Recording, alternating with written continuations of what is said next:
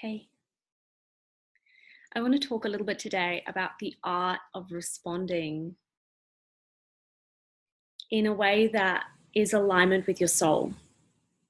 Too often, we think that when someone messages us, whether it's a text message or an email or anything, even phoning you, we believe that somehow we need to respond back immediately.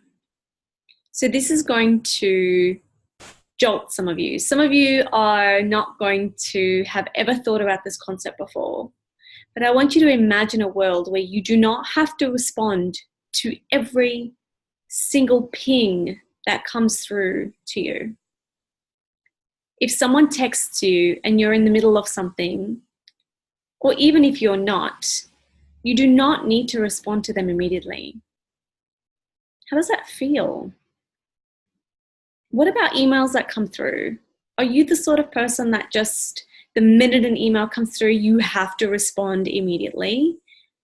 That rush and that fear, that anxiety that you experience, what does that feel like in your physical body?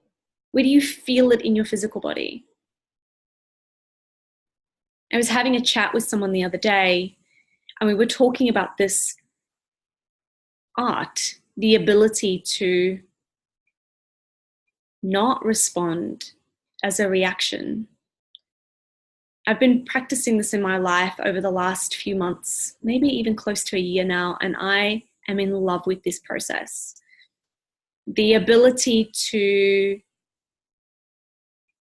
control what comes in, the ability to stop, consider, think about, mull over a response before actually writing it, before sending it.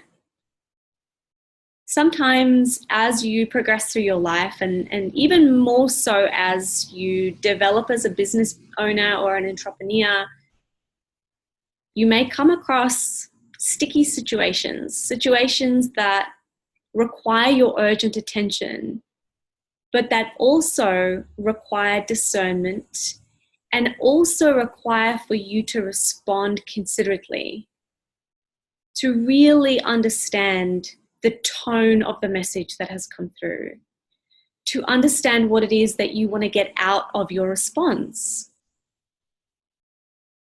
Now, can you take a moment before responding to those messages? Can you take a moment to think about how you want to feel when you're responding?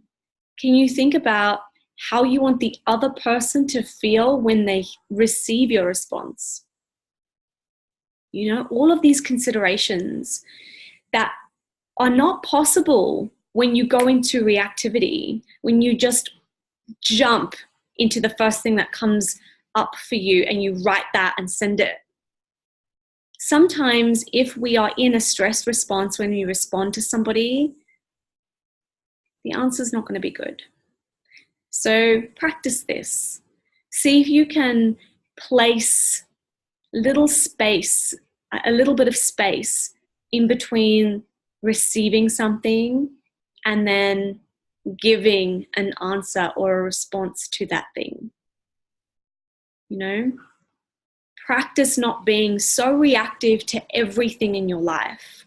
And it starts off here. It starts off with a text message. It starts off with an email. And slowly but surely, the practice of not being reactive creeps its way into your life until someday someone's standing straight in front of you, saying something to you, and you create the white space in between what they've told you and what your response is. Yeah, it's just I don't get it right all the time, by no means, but it's really something that's powerful. It's really powerful.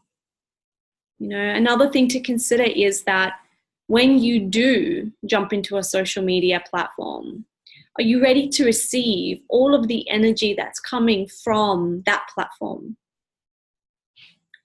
You know, too often we grab our phones as this reactive way of not being able to sit still or not knowing what to do with our time? Is there an opportunity to create space before you pick up your phone and scroll through social media? Is there an opportunity for you to set an intention for what it is that you want to get out of that interaction with that platform? You know, and if it's mindless scrolling for 15 minutes, cool, go for it. Yeah, but be intentional about the fact that that's what you want.